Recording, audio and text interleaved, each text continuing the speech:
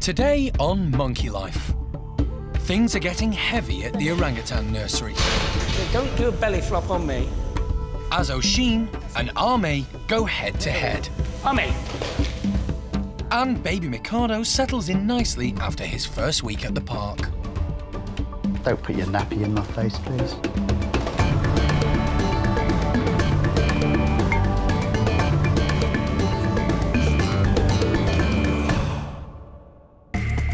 This is Monkey World. Nestled deep in the English countryside, it's home to more than 240 monkeys and apes from 16 different species. Dr. Alison Cronin and her team dedicate their lives to rescuing and rehabilitating primates from all over the world.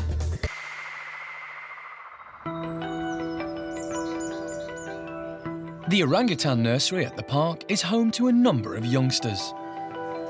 There's Jolie, Dinda, and Linga. It's a harmonious place, and that's all down to the care and attention they receive from head honcho Ame, who acts as a foster mother to all the young ones. Ame's been with us now for quite a number of years. I first met her in Taiwan. I think it was an amusement park that she was kept outside of in southern Taiwan before the Taiwanese authorities confiscated her.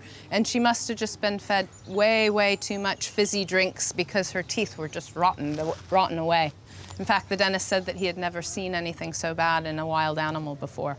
So over the years, we've done several rounds of dental work on Ame. We've gotten her mouth fit, but she's always been quite a shy and retiring character.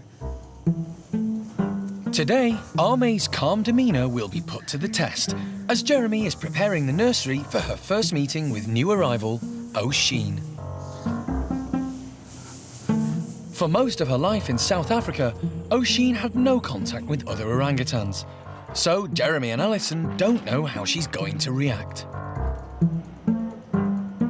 Oshine and Ame have been eyeing each other intently over the last 2 days. All of our guys in the Orang nursery are watching her from all angles. They were watching her outside as the box came in. They're now watching her through the back bedroom doors, and she's definitely intrigued. You can see she just keeps coming back over, standing up, surveying, and then dives back in. So she's sort of unsure of all of the orange people at the end of the corridor, but she's drawn back to them like a magnet. She knows there's something there. So it'll be interesting to see what she makes of them when there are no walls or no mesh between them.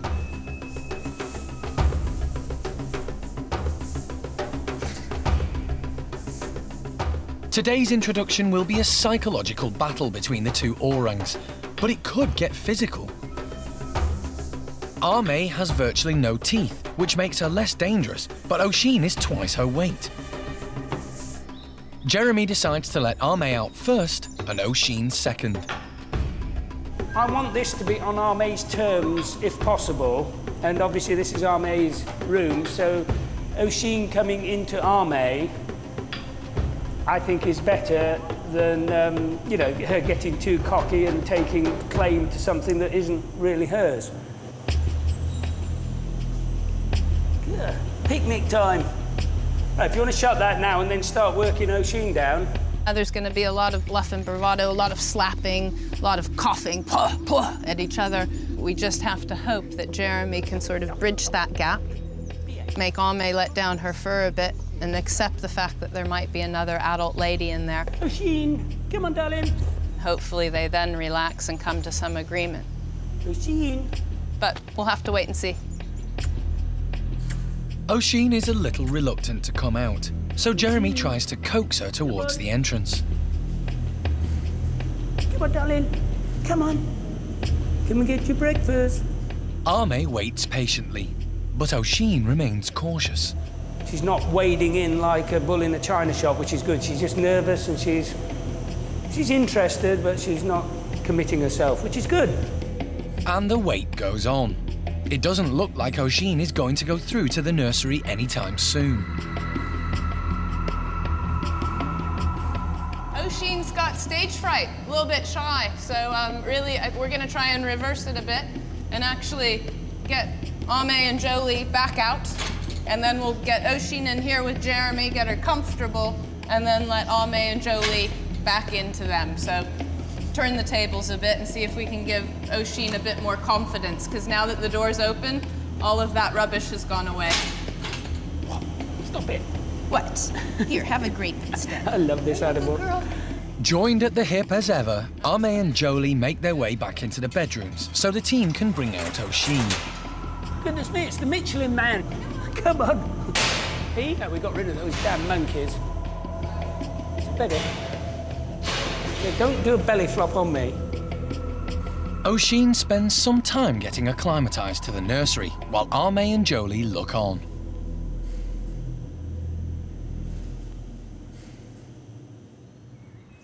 While the team prepare for the big introduction, baby Mikado has had a happy first week at Monkey World. Mikado is an endangered golden-cheeked gibbon. He was born at a zoo in France, but sadly his mother passed away very soon after his birth. Mikado.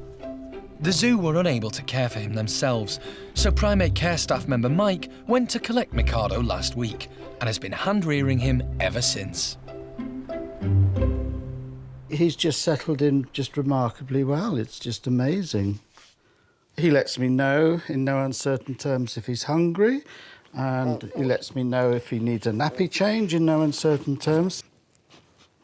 When he's ready, Mikado will join female golden-cheeked gibbon Alex, who the team hope will be a good foster mother. So, as well as hand-rearing, Mike needs to make sure that Mikado is also learning natural gibbon behaviour. Oh, look at that. You've got such long arms, they get in the way, don't they? We've got a really nice pet cage over there for him. The little teddy, which he's had all along.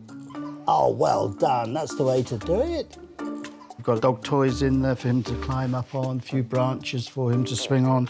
And that is helping him develop because he's actually using them to pull himself up. Nearly. That's it, hold on to that. And of course, he'd be developing his muscles, and that's the sort of thing he'd be doing with his mother. The cage is the equivalent of a cot for Mikado, somewhere he can feel comfortable. But it's also a training crate. The bars and ropes enable him to build up his muscles and make his first attempt at climbing. The climbing apparatus that I've put up in his cage, I like them to be movable because branches and twigs in the jungle and in his future enclosure are moving. So he can't grow up expecting everything to be solid. Whoops. Sort yourself out. Don't put your nappy in my face, please. His face has changed, and I think the colour of him is changing as well. His arms are so much more blonder, and also he's losing that really... Yeah, I'm not laughing at you, no. No, really, I'm not laughing at you. The colour is gradually going blonde, so he's going through a colour change. Oh, you're swinging on the camera. Clever boy.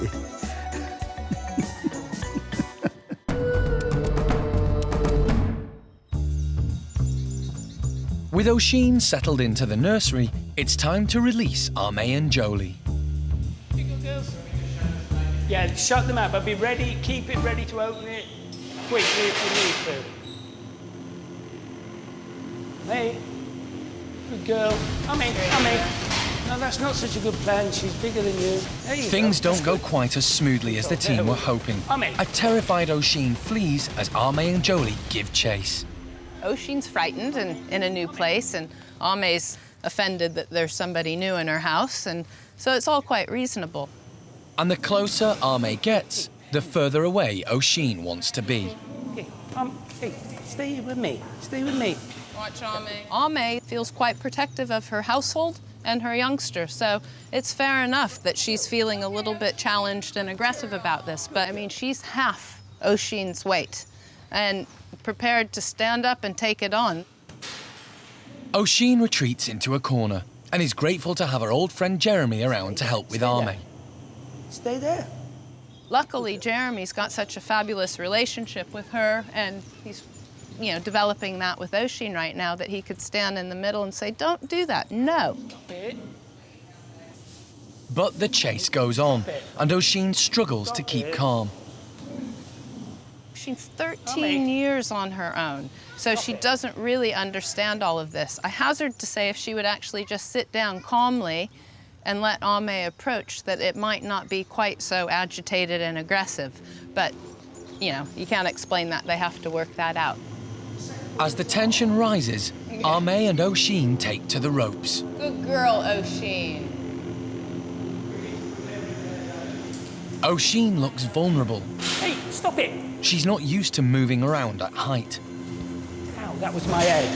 Stop it. Oshine takes another tumble, so the team decide to call it a day. It's okay. It's what we do here. We'll take our time. Didn't work day one, but, you know, nobody got hurt and everybody got to meet each other a little bit and size each other up. We'll give Oshine a bit of encouragement. Jeremy's in there doing his Dr. Dolittle thing, making sure she feels comfortable and happy. You're right. We'll leave her in here to become familiar with the room, and then tomorrow we'll go round 2, and hopefully it'll be a little bit better.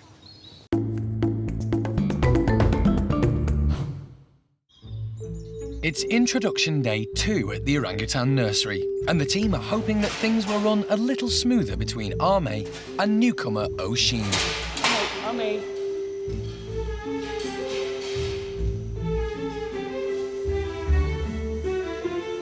Don't focus. Oshine is still very nervous and keeping her distance from Ame. But Ame and Jolie seem to be calmer and happy to take things a little more slowly.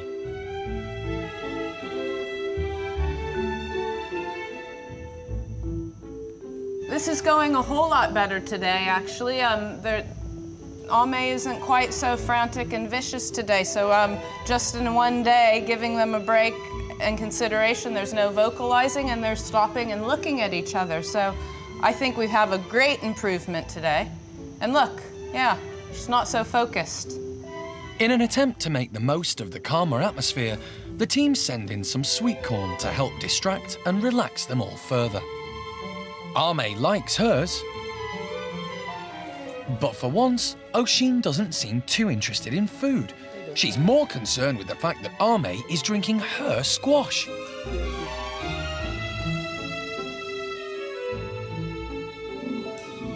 Oshine isn't happy and lets out an aggressive bark. Ame reacts and is on the move in Oshine's direction. It's okay. You're a good girl. Ame is actually approaching Oshine more in curiosity than anger.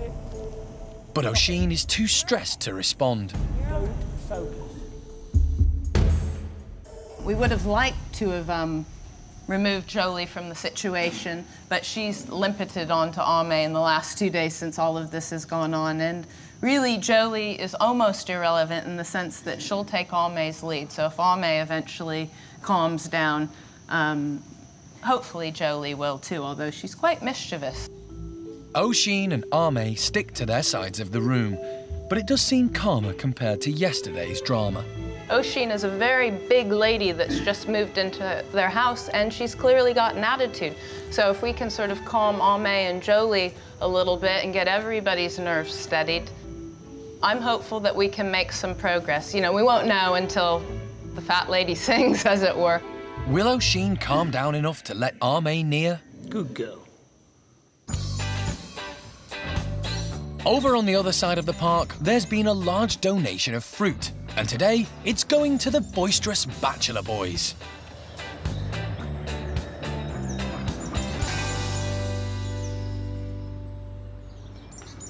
Rocky and Mojo are first out. They're very nervous. As mid-ranking members, they're not sure what to do.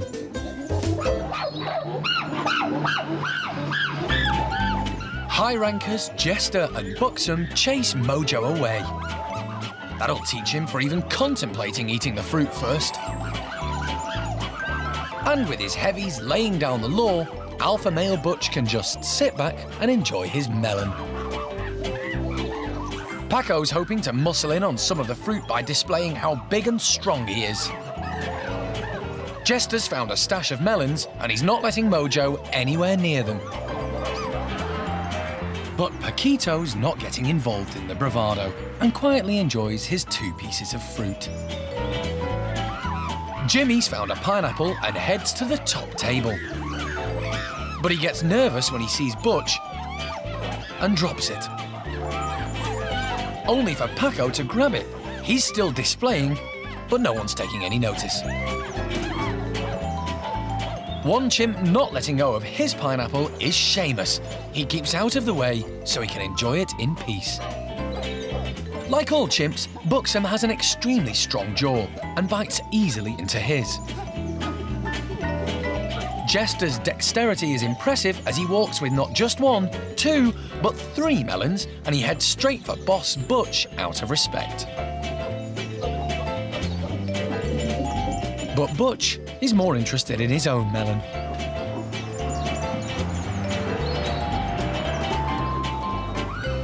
Paco has finally realised no one's impressed with his display of strength, and Mojo's now tucking in, but he doesn't like the pips.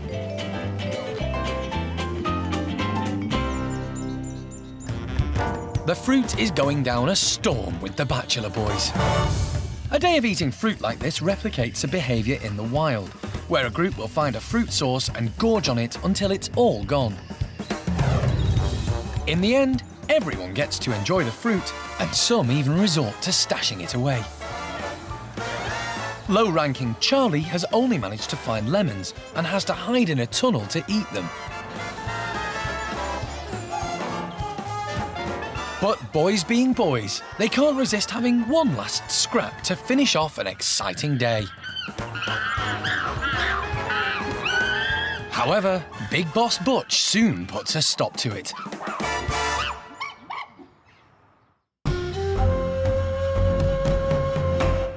Over at the Woolly Monkey House, it's a little more peaceful after quite a dramatic night. It's been a very exciting day because Pakita's had her baby finally. This is really good news for both the park and Pakita. Woolly monkeys are really, really rare in captivity and in the wild, so any birth is this huge event for all of us.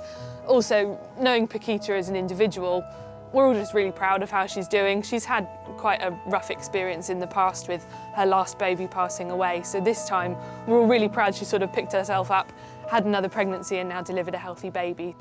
So how are Mum and Baby doing so far? Pakita's absolutely fine. She looks absolutely worn out. Yesterday, when we thought she was in labour, she was actually starting to fall asleep whilst she was sitting up. We all felt for her. She looks like she's had a bit of a long night, so it's nice that they're resting together. And so far, things are looking really good. We've got the right number of fingers, right number of toes. It's wriggling round, looks nice and strong, and it's gripping onto her really well. So at the moment, we're just watching her to make sure that it's suckling, which is quite a difficult job to do, given that she's absolutely covered in fur. It's quite difficult to see what's going on. It seems that Dad LeVar is over the moon. He's a very proud father. He's doing lots of displaying today, jumping around, making sure everybody knows that he's the big boss in here. And 1-year-old Diego has a new sibling. Diego used to be the baby of the group. He doesn't seem to have quite accepted that he's not the youngster and deserves all the fuss anymore. But he has shown a slight interest in Pakita when I gave her a banana. He tried to mug her for it and it didn't go down well. But other than that, he's sticking to the group rules of leaving Pakita to herself. He's just over a year now, so we've got quite a nice spacing of different ages of youngsters in the group. These guys are behaving more like a group in the wild would. They're giving her space when she needs it. They're showing interest and concern for her, but they're at the moment keeping their distance, and hopefully they'll involve themselves when she's happy for them to. If they were all focused on her, she'd perhaps feel a little bit uncomfortable and there might be issues with how she treated the baby. But for now, she's being left alone, and hopefully that means everything will go really well.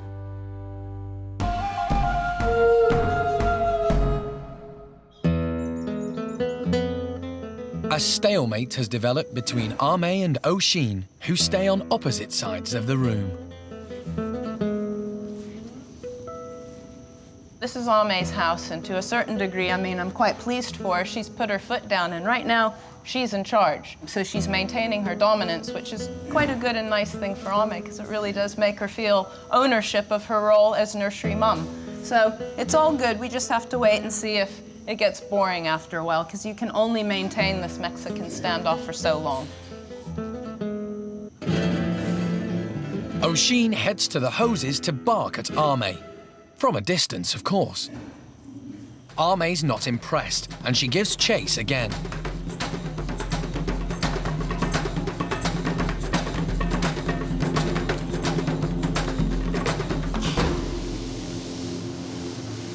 Ame, no.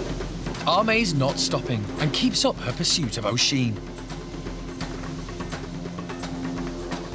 Ame, no. Ame.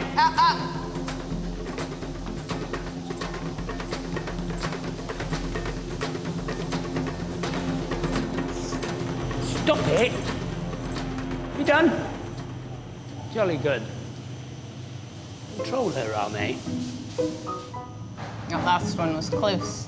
That was a tense encounter for Oshine and Ame, so the team decide it's time to draw it to a close. We'll call it to a halt now because it's doing really well and, you know, enough's enough. Oshine's getting a little bit out of breath.